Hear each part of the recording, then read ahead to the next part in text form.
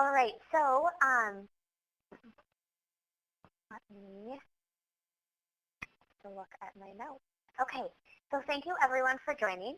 My name is Johanna Bergen, and I serve as the Director of Member Services with Youth Move National.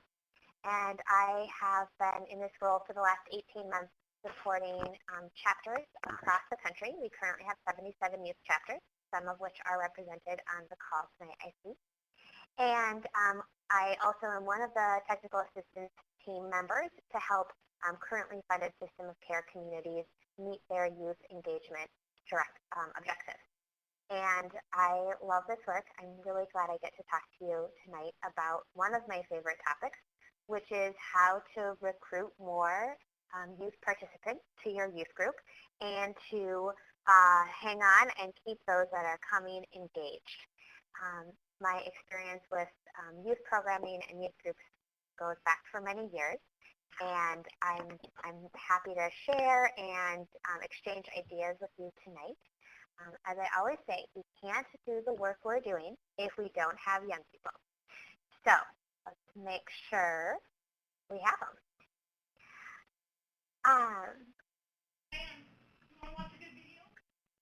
All right, let's go around. Adam, are you on the call? Or maybe you're on the other Yep. line. Okay. I'm here. Are Yep. the poll questions stuck where they are? Like, are you the only one that can move them? Sorry? Can you, like, I can't move the poll questions. Are you able to? Oh, I can. Never mind. No, I can't. Do you want me to activate one?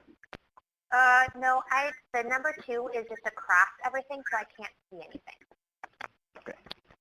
I don't know why that is. Oh, look at that. You figured it out. Okay, cool. Awesome. So let's have everyone share. We'd like to know who's on the call and what community where you are from in the country. And if you have a specific job title, that'd be great. Share that too. And whoever's comfortable can jump in.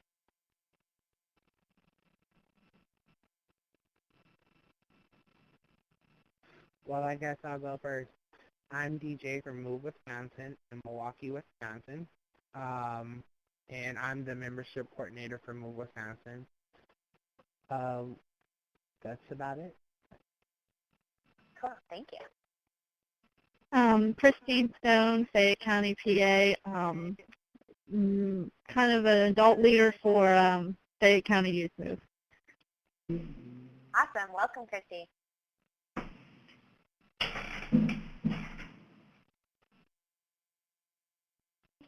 Okay, this is Marquita Stepp, Youth Move Georgia, and I'm actually the Transitional Youth Peer Center Supervisor here at Georgia Parent Support Network. Ooh, Marquita, your title makes me tired. There are so many words. Okay. This is Gail, and I'm the lead peer support specialist for Humboldt County System of Care Expansion Grant. Quail, is your system of care called something more exciting than just Humboldt County? It's Humboldt Bridges. Yeah.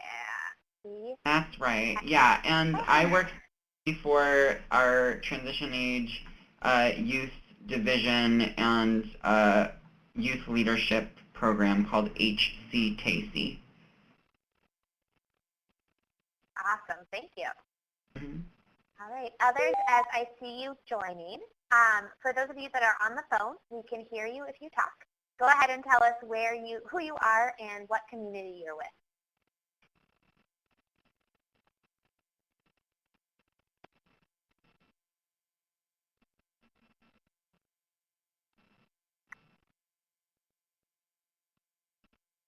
Maybe.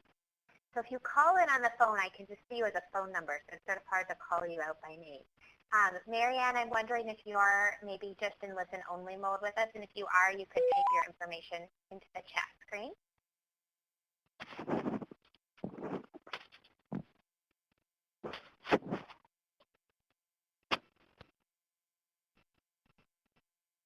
All right, we'll see. If you're feeling frustrated by technology, which is an okay feeling, If you are online and can see the chat screen, that's a great place to ask questions and an easy place for us to respond. See, now everyone's typing. It's so cool.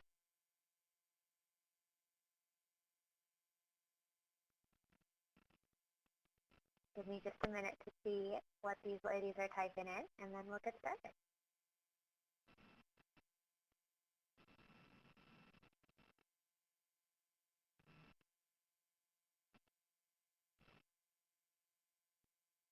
Awesome. Cool. So Raphael Alexander is on the call, and she is one of my team members at Youth Move National, serving as the Director of Resource and Development.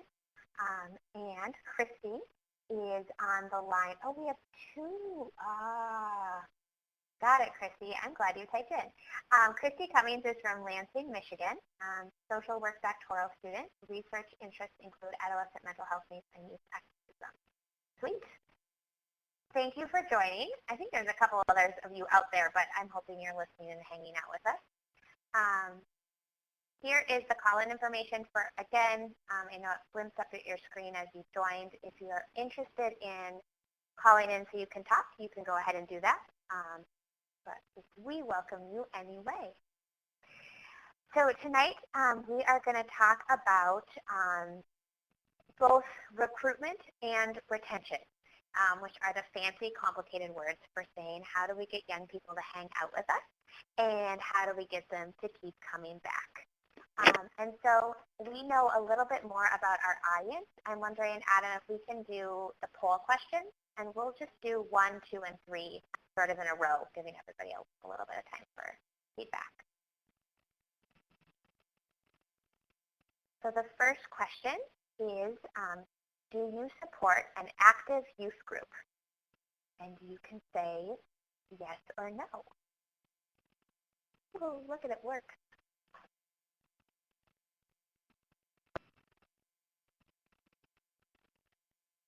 All right, cool.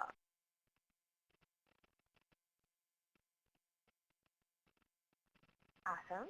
So that's most of the folks on the call. It's sort of what I anticipated. But it's always a different message if some people are doing the direct interaction with young people versus being a support role in the community. Just wanted to make sure we spoke to the right audience tonight. And Adam, that looks good, so let's do number 2. Oh.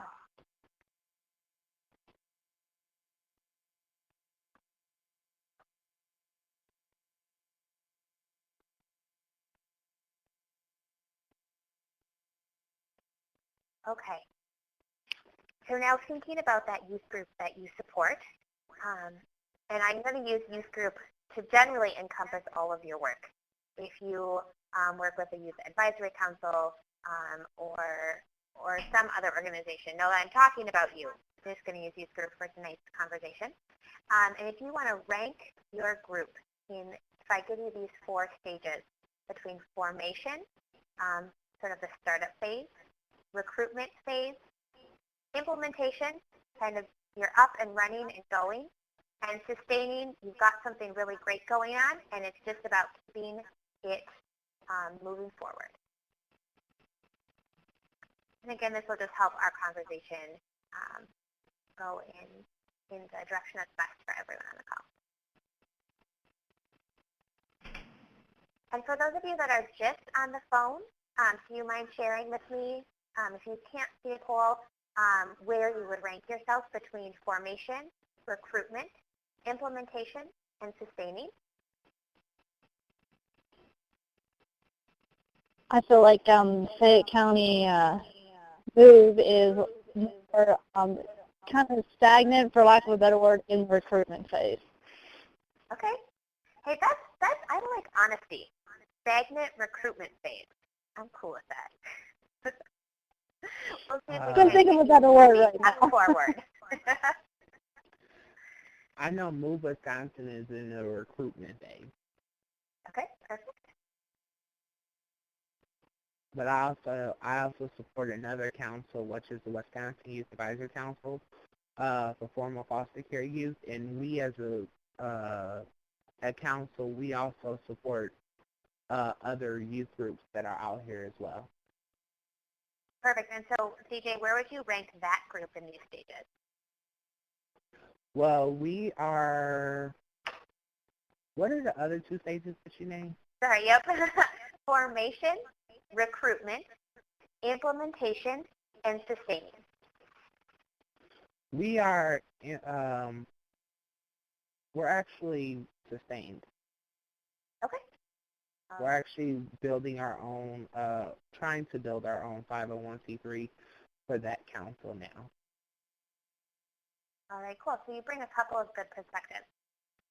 We are all over the map, guys. That's good to know. We can learn from each other. Adam, let's do that third poll question, and then we can dive into some content.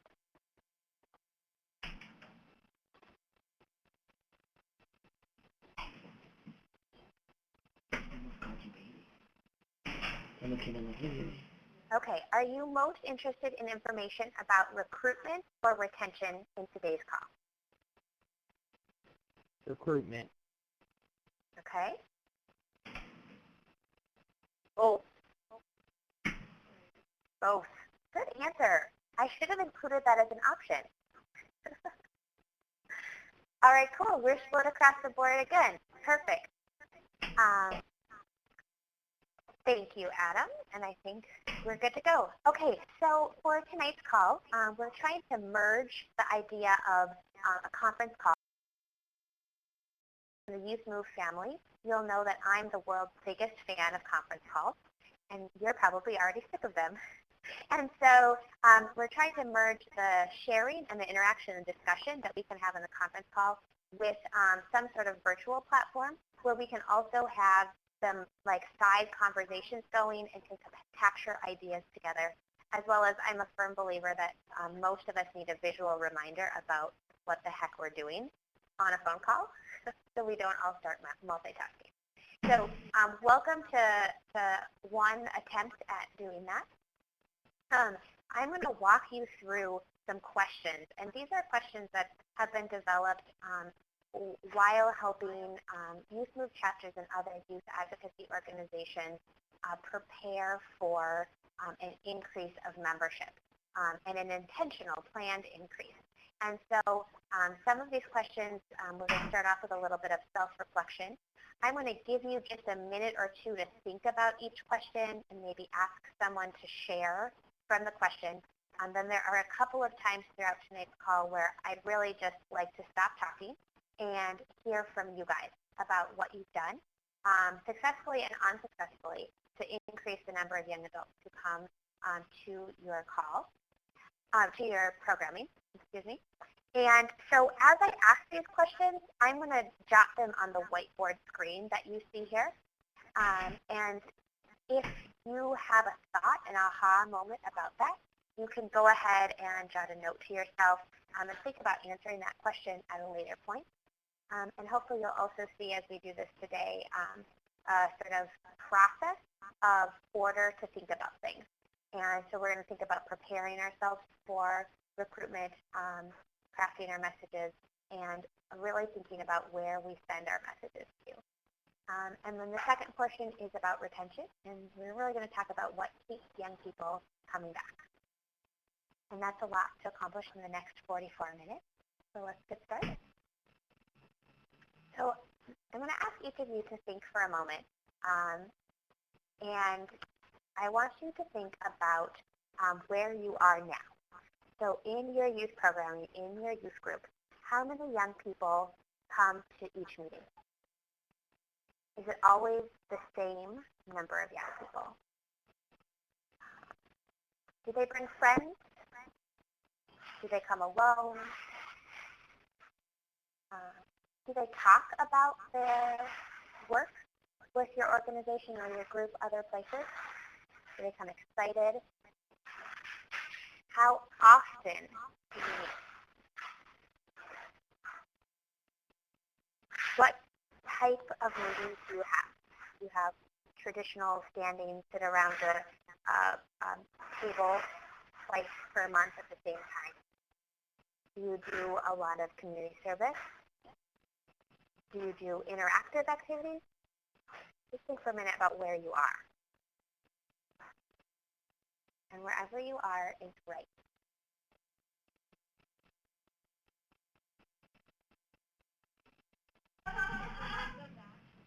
Okay. All right, and then the question for tonight really is this one, and that is, where do you want to be? So how many young people do you want to come? How frequently do you want them to come? If I dropped off 2 busloads of young people at your office tomorrow afternoon, what would you do with them? And so I think it's really important that we pause for just a moment now and think about, I think we can easily see frustration with where we are, and we can easily dream about bigger, more, better, different. But I think it's important to write down somewhere a note about what you really want. And then this is a couple of things. One, it makes you think about the reality of how your programming would look differently if you had 22 young people coming regularly to weekly meetings versus 6 to 10 sporadically. That's great, Quill. Thank you so much for sharing that. So this is a really great example. Quill's really reflecting on where he is. So approximately 7 youth advisory board members, weekly meetings, combine work meetings with discussion sit-down. So that gives me a really great picture, Quill, of what it would look like to join your group. Yeah, it's a pretty intensive structure that we have for our youth advisory board members. They work really hard. Awesome. So, Quill, I bet we'll have some questions for you later on about how that works. Okay, totally. Yeah. Okay, so the other important thing about writing down about what you want and what your dream is and how many young people you'd like to work with is it gives you a measurable goal. So you can start today and say, we have 6 to 7 young people coming regularly, and we have about another half dozen coming sporadically. We would really like to have a solid base of 15 young people coming on a regular basis. So as you recruit more youth, you have a goal, and you can look at your papers and say, look at that, we're making progress. And if we don't write down where we were and where we want to be, we won't see that progress. Okay. All right. So my first step, someone calls me and says, oh, Johanna, things are going good, but we've had so many young people coming and nobody's coming right now. They think we need to do some recruitment. And my first question is, what is the purpose of your youth group? And if I ask you that, do you know the answer? Can each of you say that?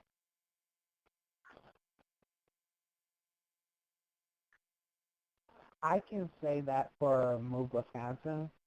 I know the purpose, but at the same time as where our focus is at for Move Wisconsin is we feel that I feel personally as a part of my team, and we have discussed this on many different occasions, as we're focusing around mental health, and a lot of people are just seeing that mental health aspect versus that community aspect is also what we're trying to show. And that's our focus, is what we know our focus, but it's everyone else's thing is that mental health aspect, and they're not liking it. So, hey DJ, just because I know you, I'm not putting you on the spot about this, but it's just the best example. I'm so glad you shared that. So I recently had a call with Rebecca, who is one of DJ's cohorts in Milwaukee doing really great things. And I asked her the same question. And Rebecca spieled back to me at the drop of a hat a 90-second elevator speech, exactly outlining why Move Wisconsin existed. And I was blown away. I wasn't expecting it. And so my question now, DJ, to you, and to take back to Rebecca and the rest of the crew, is How come we don't all know that, right? We all want to say the same thing. So when we start this purpose conversation, I think it's really interesting to think about it as an elevator speech and to think about your youth group as a mini organization. And if you have from floor number 2 to floor number 18 with a total stranger, what can you say to make them walk off that elevator knowing what you do and why you exist? And so you can call this whatever you want. Your purpose, the reason you exist, an elevator speech. But you should write it down and figure out how to get everyone on the same page. Those of you that talk, so your key supporters, those of you that talk up your group, talk up your work, interact with young people and invite them to come, should know the purpose of your group, right? Sometimes people have it so memorized they kind of sound like a robot when they are reading the paper because they have memorized it in front of a mirror. That's okay. You can be a little more low-key about it. So does anyone else know the purpose of their group and can easily share it?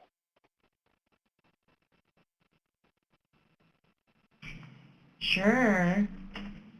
So the Humboldt County Transition Age Youth Collaboration empowers young people between the ages of 16 and 26 with experience in foster care, mental health, juvenile justice, and homelessness to have a voice in every level of decision making and transform services and systems to better meet the needs of young people so that they may successfully transition to independence and find their own path to wellness. Wow, hand clap for Quail. Were you reading it or do you have it memorized? That was off the cuff one. Okay, good. So I kind of felt like it was almost all the way memorized, and I could hear when you kind of like threw your own voice in that. I like it. So I know the age of the young people you serve. I know the experience that they need. I know that they're going to be empowered when they come and hang out with Quail. And I know that they're going to leave to make changes within the system. So if you don't have a purpose that you don't want to share, or you don't have it memorized, or you're frantically looking through your email because someone sent it to you and you don't know where it is, this is just something to think about. And I would argue from experience that if you don't have a purpose well understood by all, your recruitment job is going to be hard. So my follow-up question, and Quail and DJ, again, you guys were awesome examples, is that purpose sounded great. It sounded big. It sounded grandiose. But I am 14, and I want to know what you do. Like when you go, what do you do? What's the doing part of your youth group? Right now, Move Wisconsin does not have a doing part, and that's what I feel is losing our. I feel that's what's separating our focus, and that's what's making us sound more mental health and less fun. And I would like to try to see us, like for my other council, the Wisconsin Youth Advisory Council, and I bring a lot of this to my team, is we need to have activities not just every 3 months, but also every month, something that our members can go out in the community. They don't just want to come in the building during the summertime and sit in a circle. And, right now, it's me and Rebecca discussing a lot of this, and we're trying to, it's like we're being shot down every other way, if you know what I mean. So DJ, you've identified this as an area to work on, right? So you can you can convince young people to join you, right? What you're doing, but you don't actually then have the follow through. Exactly. Okay. So I think that's a really good reflection on where you are, an identification of where you are in the process. So I think that here's another question. So you have your purpose, right? And you can share it comfortably in an elevator or elsewhere. Who hears that purpose? So who is the audience? Who do you tell that to? Well, personally, the way I like to recruit members is I go out into the community where I feel that this may help the most. So I actually go out and I walk the street. And if I as I'm walking past people, I ask them, hi, my name is DJ, I'm from Move, Wisconsin, and I say it with such enthusiasm that I get their attention. And I speak about our key points, and I ask them, does bullying affect you? Or have you ever had problems with self-advocating or speaking up for yourself? Or have you ever had problems with homelessness or housing? And I grab their attention this way. And then I was like, if you want to, you can come to one of our next catch-up meetings and sit with us and learn more about Move Wisconsin, or you can express your voice or your opinion. What would you like to do within the council? And what I get a lot is, one, they have a way there but don't have a way back home. Or two, it's too late for them to be out. Or, they don't want to be out that late, or they don't like that particular neighborhood. A few excuses that I get from a few different people, but I actually go out there and I hit the streets talking with people. Cool. Awesome. Thank you for sharing that, DJ.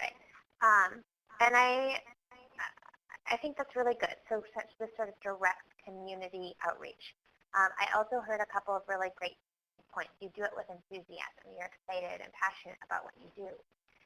And you find what the person is interested in themselves and connect your message to what matters to them. And I would say you are spot on in identifying key ways to make that first interaction positive and successful with young adults. So bear with me. I'm going to assume that everyone here has a purpose statement and that you have recently shared it both with young adults and with partners in your community. And when I say the word partners on this call, I mean supportive adults, maybe in the organization you work for, or in other youth-serving organizations, or family advocates within your community. When I also say partners, I also mean kind of organization, right? So there's youth, and there's those potential partners, okay? So recently you shared your purpose with some people. When you share your purpose, I would suspect that oftentimes you might get some of those doing follow-up questions. So what do you do, right? You make systems change. What does that mean? Do you talk a lot? Do you meet in person? How often do you meet? Do you have any fun? Right? Those are the sort of questions that start going off in my head when I hear Quayle's purpose statement. And I think as valuable as I think the purpose statement is, I think we also have to have the follow-through, the follow-up. And so I love what DJ's presented to us, which is doing the follow-up with enthusiasm and connecting it to something that matters to the individual. So here's my next question, and we'll do group share about this, so everybody get comfortable, ready to share something. How does this message, the message of your purpose and what you do, get directly to young people? Currently, what do you do right now to make sure that young people hear your message?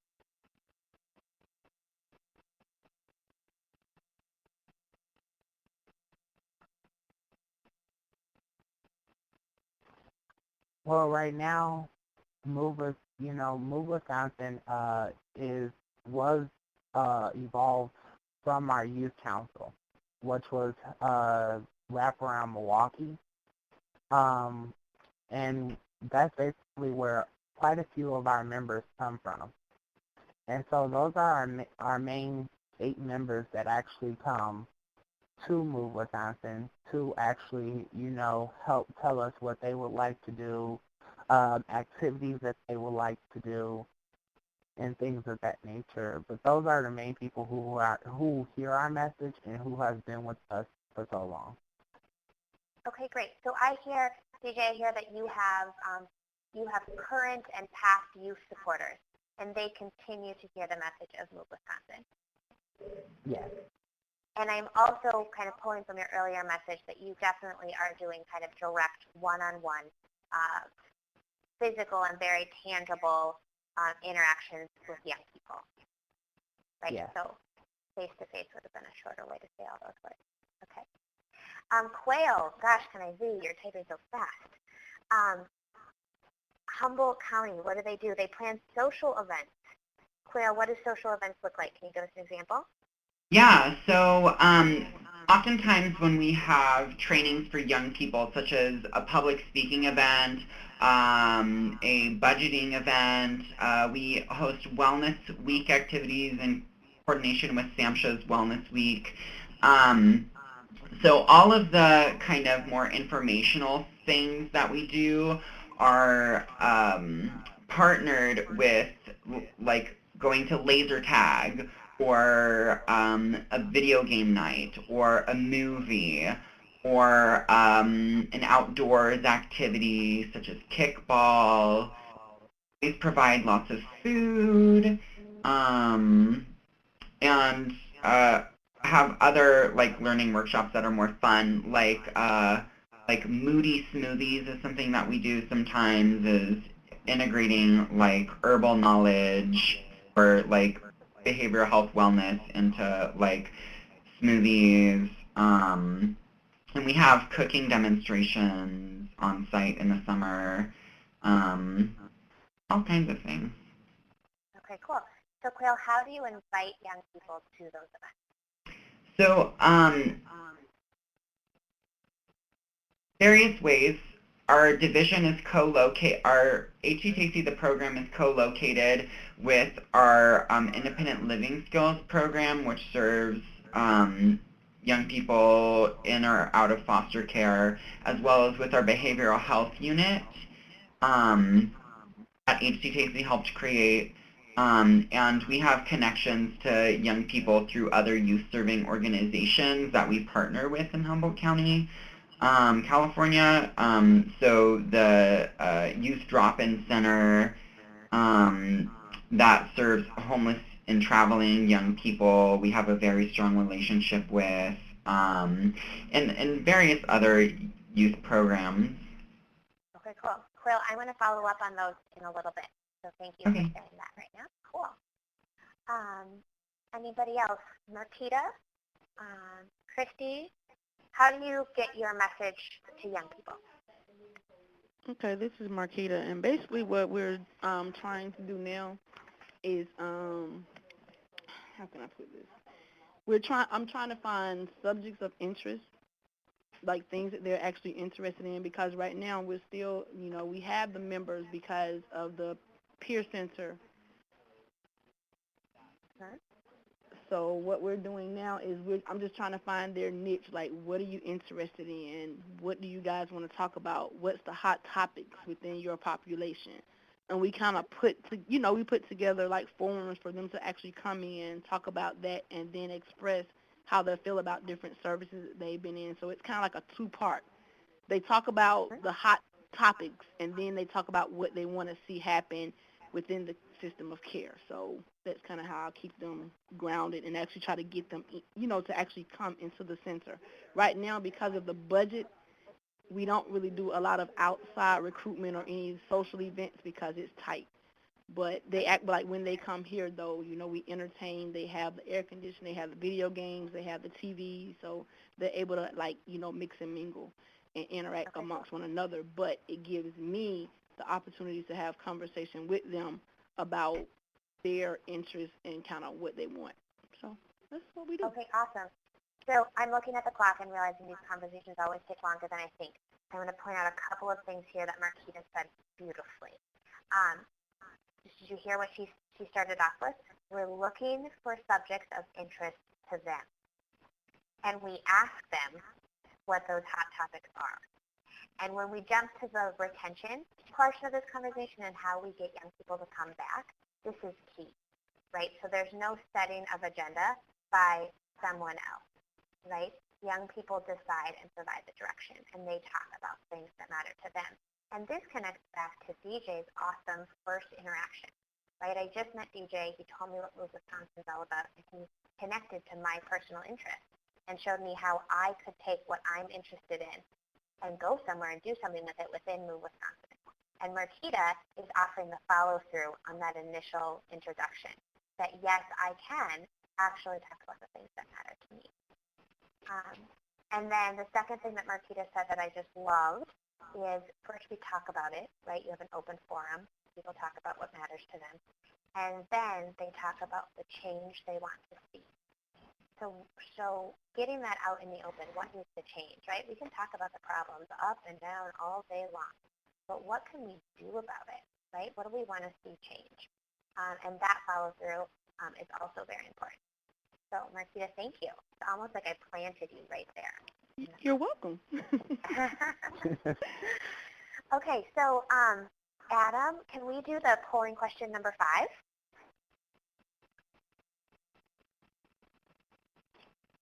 Oh, is that number 5? Oh, great. Let's answer this. So does your group have a purpose statement or elevator speech? And so some of you have already shared it. We know Quail does. We know DJ sort of does, and he's going to check base with Rebecca. They have the same one. Yes, I've already checked base with Rebecca, and yes, we do have the same one. It's everybody's approach on it is different. When I had a youth council meeting, and I went over with it.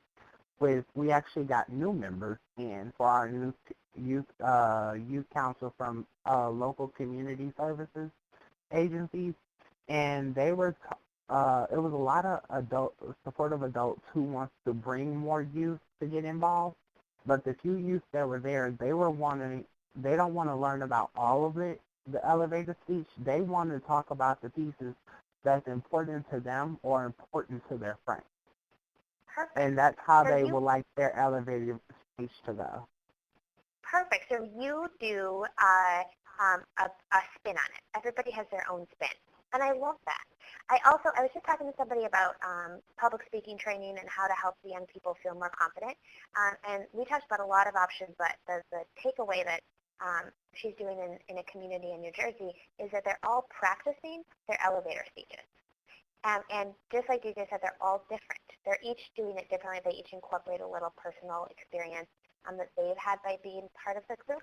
And they're using that, and then they're all going to, they have an event coming up. They're all going to be around the table, and they're each ready to practice their speech. That it's only 90 seconds. They know they can do it as an introduction to public speaking. Because we can all do 90 seconds, even though we might not want to do 35 minutes. Okay, cool. So Adam, let's skip that poll because we totally talked it out already. And the next thing is what I was thinking about. So we've talked a little bit about how your message gets directly to young people. I want to know if you currently receive referrals from others.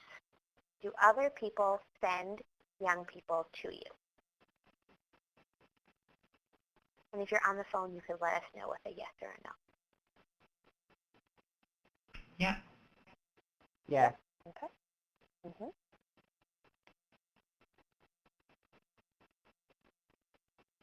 Got a yep and a yep coming in from online. It's like you guys knew what the right answer was. Okay, cool. Thanks, Adam. All right. So the second part of this conversation is how does your message get to your partners, right? And we're going to talk about partners in the terms of the people who will send more young people to you. And I call these referral sources. And if you work in a business, they are so important. Once in a while, we need to take a letter from our corporate friends and just run it for all it's worth in our nonprofit work.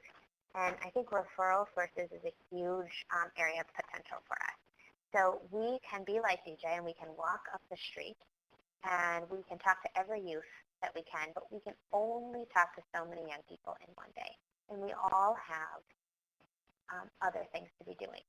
So how can you get other people to do the work for you, right? So how does your message, the purpose and the doing part of what your group does, get to referral partners? And you could share either currently, and Quail, maybe you could start us off, who do you currently get referrals from? And you could also share, because the kind of follow-up question is if you're not doing this, or if you're only doing a little bit, how can you do it better?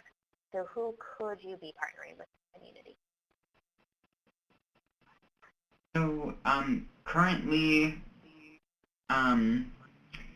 we receive referrals from all of the programs that I mentioned before. So our independent living skills program, other social workers that work in the child welfare system of the county, our mental health services, and both co-located with us as well as Children and Family Services. We receive referrals from other youth-serving organizations in our area, in particular the Youth Drop-In Center that primarily serves homeless and traveling young people. We have a drop-in hours for the division as a whole, so oftentimes when young people drop in to investigate services such as meeting with a vocational counselor or one of our public health nurses, or to receive mental health services, they meet and talk with usually an HCTC staff member. Yeah. Okay. Cool. Thanks, Quail. Mm-hmm. Others, how is your message getting to partner organizations? And I think it is helpful for others to hear who those organizations are from, or what those organizations are.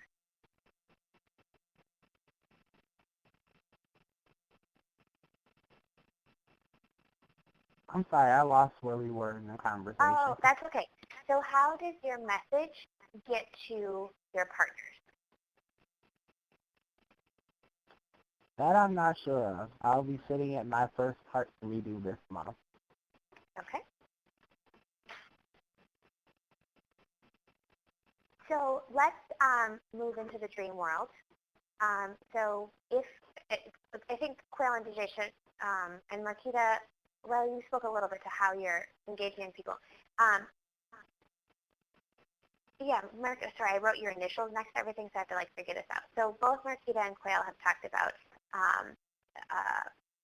peer centers, co-located organizations, other service providers refer young people to you. Who else, where else in your community could your message reach young people? So where are the young people? In school. Ha-ha! That was a trick question. There was a right answer. No. Awesome. So in schools, is anybody reaching out to young people within schools? No, and I'm pushing my counsel to my team into doing that, but it's been a little bit of a struggle because we have the brakes put on a few things. Mm-hmm. You know what? This is a. Oh, I'm sorry. This is Christine. This is Christine Stone, Fayette County Youth Move. We actually had the opportunity of working on building some of the relationships with our school districts, basically with the guidance counselors that help run some groups with the young people through the high school that may have been struggling with some mental health concerns or some issues with out-of-school placement. So there's actually a group that helps work with these young people that we've had the opportunity to meet with. So I think that could be one of the steps that people take in entering the schools, is just really reaching out to the guidance counselors and developing that relationship with them. Perfect. Christy, you are in my brain too. So tackling schools is a big thing, right? And there's lots of challenges. So where are your ins, right? So Christy's example of talking to the guidance counselors is an awesome place to start.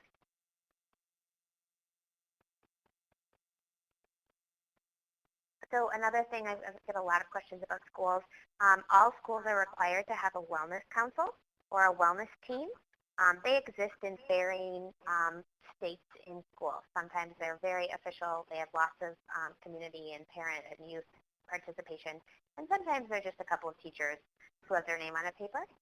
But it's a place to start, right? Because wellness it encompasses our emotional wellness, and oftentimes those councils think about things like bullying within the school and the school environment.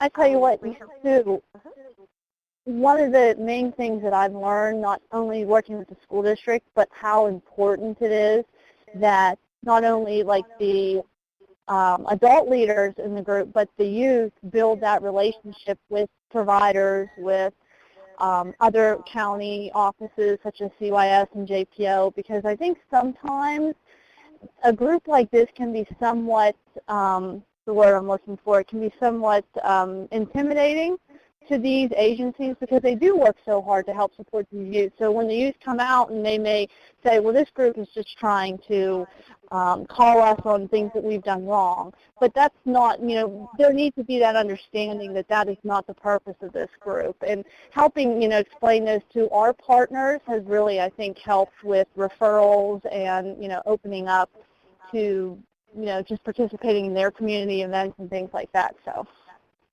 Awesome, Christy. That's great. So understanding, this movement exists and is passionately successful for a lot of reasons, but one is when a young person stands up and says something loudly in a room, is confident about it, people go, what? Oh yeah, I serve youth. Wait, what did that youth just say? What?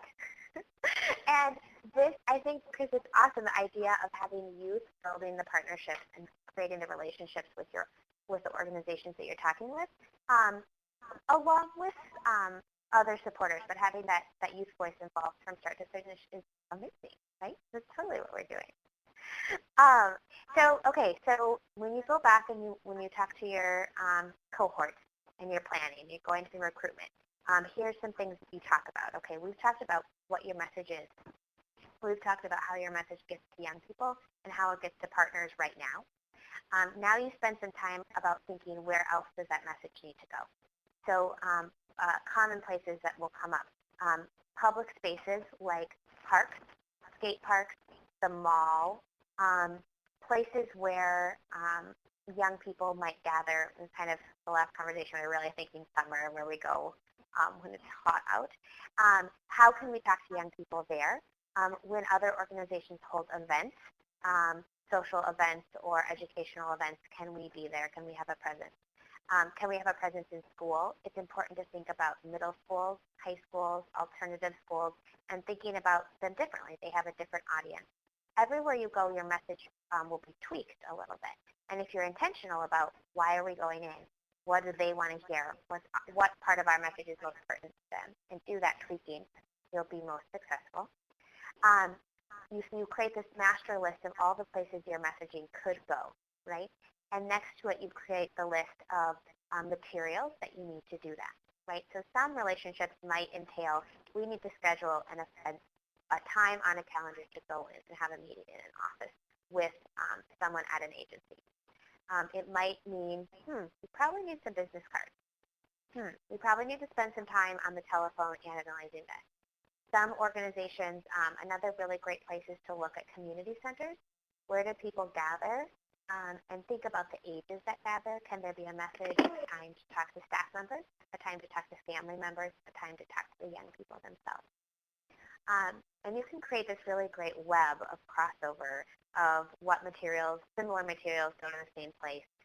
What's the low-hanging fruit? Who will let us in tomorrow, right? Schools might be not where you get to walk in the door tomorrow, but you could probably call a youth drop-in center in your community and say, let's set up a meeting because I think we've got some programming that would really be a great match for the young people that you're serving.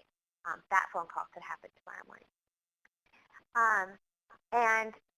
Because we're nearing the end of our time, I want to kind of shift and direct our conversation a little bit to the idea of keeping young people coming back.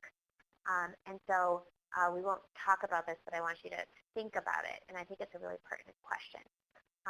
When a young person expresses interest in joining your group, what does your follow-through look like, right? How do you follow through with that young person?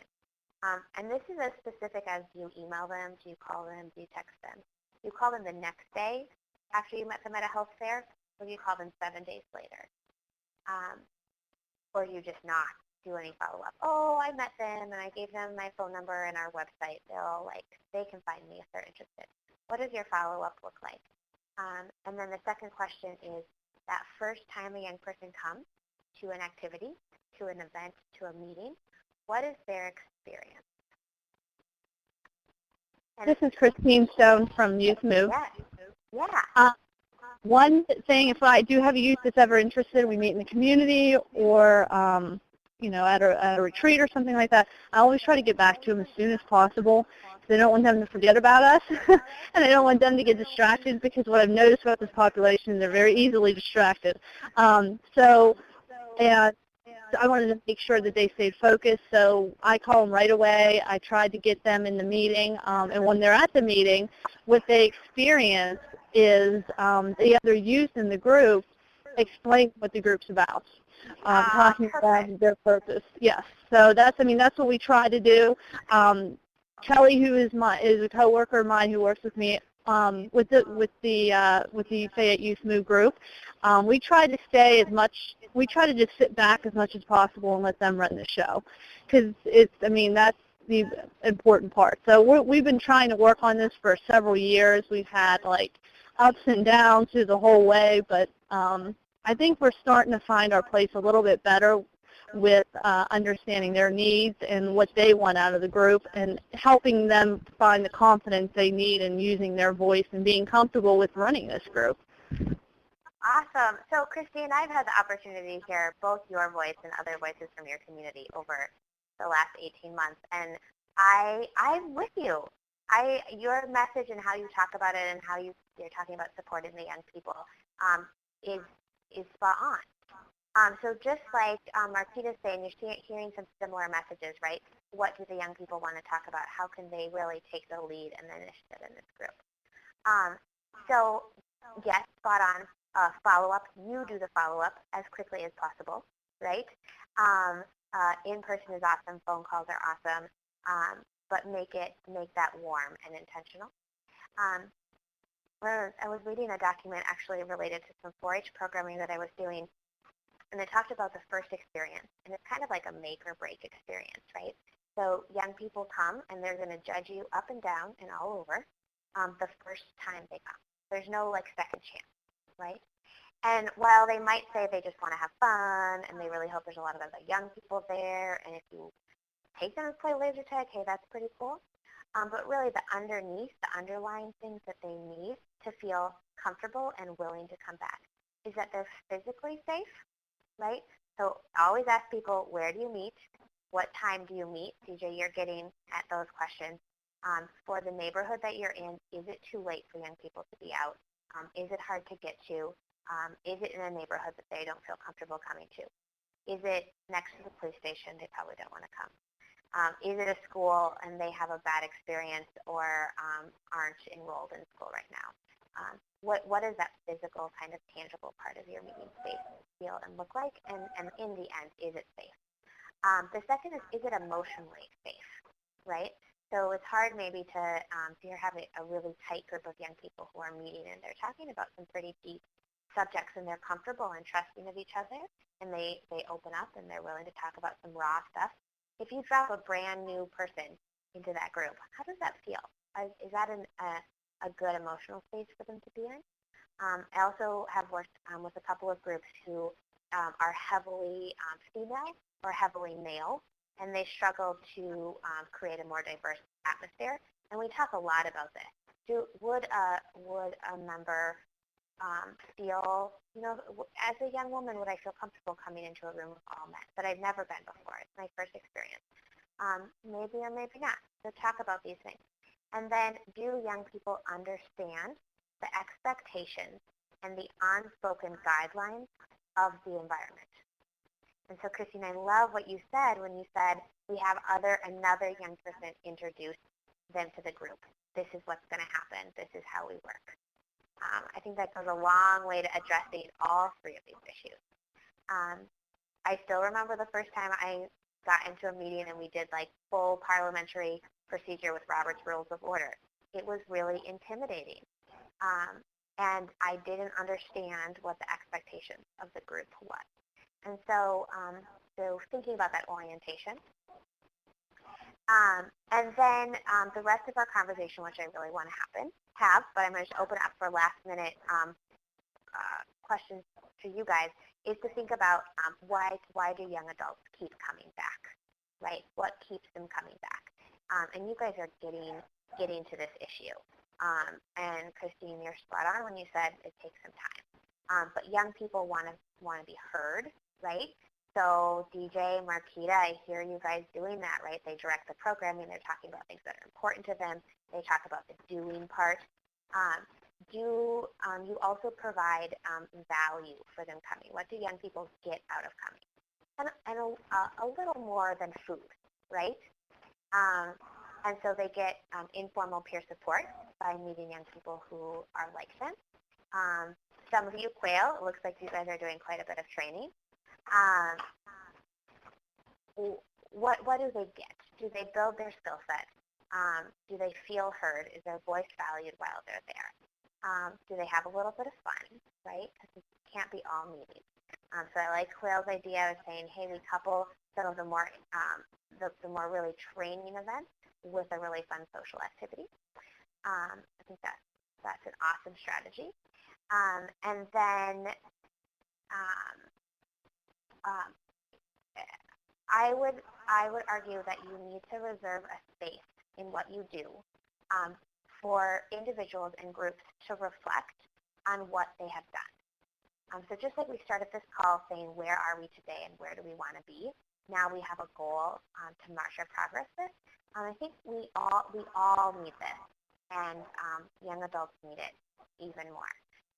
Is time to sit down and say, wow, look at what we've done. Because I think we move forward so quickly in this sort of headlong fashion that we don't ever pause to realize that we have created an informal peer support network around all of the young people in our youth group. We've provided training. We've practiced elevator speeches. An individual now feels comfortable talking for 90 seconds to a total stranger, when 6 months ago they maybe would have said, no, I'm not ever going to do that. They've had the opportunity to go some places, do some things, try out an activity in their community that was fun, that they might not have had the opportunity to do. And at the end of the day, they've been asked what matters to them and what they'd like to see change, and your group has gone about doing something to make a difference. And if we don't sit down and ask each other those questions, like where were we, where have we come, what have we learned, how are we going to use our skills moving forward, I don't think we even notice that we've gained them. And we should remind our young people that we've gained them, right? I need to do this all the time. I don't think I've grown in any way. And then someone else will sit down and ask me some questions, and I'll say, wow, I've really learned a lot throughout participating in this organization. Wow, I feel really good about that I've been coming every week. So Before please. Before we go, real quick, I just wanted to make sure I let everybody know in the call that I'm not sure exactly where everybody is at in their group development, but I've been at this for about 3-4 years now, and I just want everybody to know that it does take time. And, you know, there might be situations where it's kind of frustrating, but it does take a lot of time to you know, get the buy-in from the youth to know that somebody's there. I mean, most of these youth have been let down a lot in their life, and so just having that patience and know that it may take a while to develop the group that you may see kind of, you know, imagine in your head, but it will come, and it just takes a lot of time and a lot of work. But I think you all are doing such a wonderful job, and I'm so glad that there's an organization like this and that everybody on the call is working towards those mission and goals. Mm-hmm. Aw, thank you, Christine. I hug you through the phone. So I'm thinking about a couple of things. One, I'm thinking that we could definitely spend some more time on this idea of how does it look to really authentically engage young people so that they remain involved in your work. And the second thing is that it might be kind of fun to hear really specific examples. So I sometimes need very specific examples of, like, how did that event really look like? What did that look like? So those are sort of things going in my mind. I'm interested to hear what would be helpful for you. We have some additional training topics set up for the rest of the year, and they feel really good. But we also have other ways to meet and share information. And so, Adam, if you could throw poll number 7 up, Goal number 7 is asking what technical assistance and support would be valuable in establishing and sustaining youth voice in your community. And I threw up a list of of topics. But I'm also, if it's just easier for you to say things, like burning questions you have, something you'd like to throw around with anybody else, I am all ears right now, and I'm happy to think about planning. And then, oh yeah, it looks like some people are just clicking in. That's great. So if you're on the phone, some things I threw up was continued conversation, the retention of youth participants, programming ideas, event planning, moving from youth-guided to a youth-driven approach, social media, youth peer-to-peer support, organization models, evaluation, sustainability, coaching, facilitated virtual community, and an online resource center. And that was just my brainstorm, but you guys can ask for other things as well.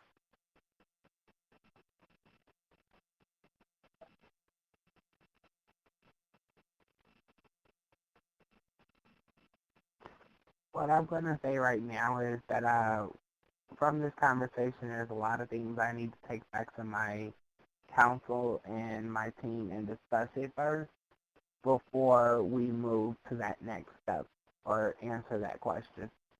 Mm-hmm. That's cool. So throughout, oh yeah, there are more people. Okay, so throughout this coming year, we will continue to provide conversations like this. I'm going to take back how this conversation went with a little bit of phone conversation plus the online conversation, and we will be sort of working to improve that situation and maximize our resources moving forward.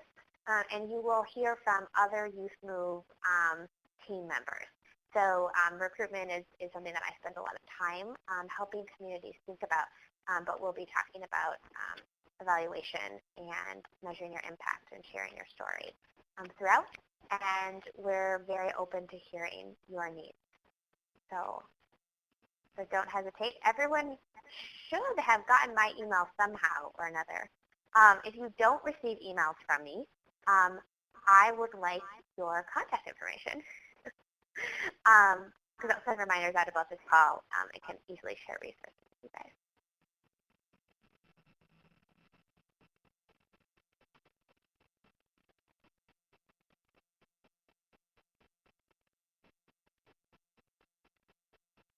All right, cool. I'm here for a couple of minutes. If you have an idea that you want to share about a topic we should cover in a TA call or in some way in the future. And if not, I hope that you have a wonderful late afternoon or evening wherever you are in the country.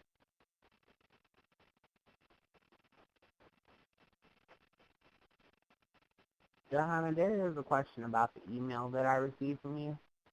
Yes. I was just wanting to ask a question. For your board of directors, it says that you need to have 2 years of grant writing experience. You know, isn't And that that's about DJ, thanks. That's about the most confusing email. I didn't write it, so I'm just not going to take ownership of it. We are currently recruiting for new board members and are looking for young people to apply. We are trying to do 2 things. We looked at our board and we said who's at the table and who needs to be at the table. We have a commitment to be over 60% youth led on our board of directors, and we know that folks are getting older. We need to have an infusion of young adults, right? So one of the things that we're recruiting for is young adults. The attachment with those 4 areas are another 4 areas we're looking to recruit in. So nobody has to have all of those experiences. Does that make sense? Yes. And your experience as a youth advocate within a Youth Move chapter it fits our need to increase the number of young people serving. So you don't have to worry that you don't fit all of those categories. Does that make sense? Yes, it does. Okay. I'm glad you asked it. It looked intimidating, didn't it? Yes, it did. Well, I'm gonna take some stuff back to my team and discuss with them, and then I'll be shooting you some emails based on what we discussed and the ideas that's what I spent meeting to see your ideas and thoughts. Mhm. All right. Well, thank you, Yana. Yeah, thank you. All right. Well, you have a great evening. You too. Bye-bye.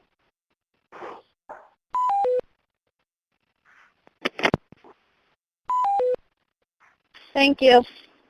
Thank you. Have a wonderful evening. Bye, You everyone. too.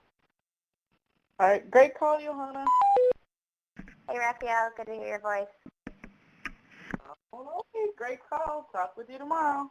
Maybe. All right. Bye-bye, dear. All right, bye.